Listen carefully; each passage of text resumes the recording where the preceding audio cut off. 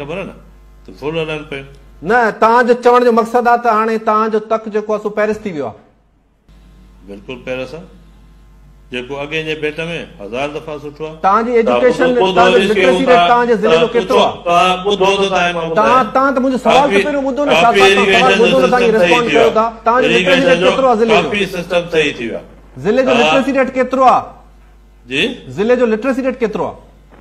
छा सॉरी तव्हांजे ज़िले जो लिटरेसी रेट केतिरो आहे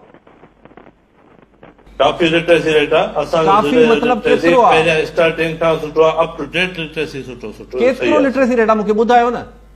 न तव्हां चओ था त तव्हांजो तक पैरिस थी वियो आहे तव्हां लिटरेसी रेट त ॿुधायो त मां तव्हांखे ॿुधायां न त कीअं पैरिस थियो आहे तक नौशहर ज़िलो टॉप ते आहे असांजी एजुकेशन बि टॉप ते आहे ज़िलो बि टॉप ते आहे लिटरेसी रेट तव्हांखे ख़बर आहे घणो आहे जी लिटरेसी रेट घणो आहे लिटरेसी रेट हाणे मूंखे एक्चुअल त ख़बर कोन्हे 37% जी 37% 47 खां मथे आहे 37% आहे सर अलिफ लाम थो चए त तव्हांजे ज़िले जो लिटरेसी रेट 37% आहे हुन में नौशहर ज़िले खे कढी छॾियो त तव्हांजे ॿिन्ही तालुकनि जो अनएजुकेटेड माण्हू असां वटि तमामु घटि आहिनि सभु एजुकेटेड आहिनि घणे पंहिंजे ॿाराड़ीअ में तव्हां वञो कचे में जेको स्कूल रन पिया कनि इहा ॻाल्हि जेका तव्हांखे जी 67% आहे त इहा तव्हांखे सर अलिफ ऐलान हिकिड़ो डेडिकेटेड इदारो आहे सिंध हुकूमत उन सां उनजे थ्रू थी रिपोर्ट्स कढाए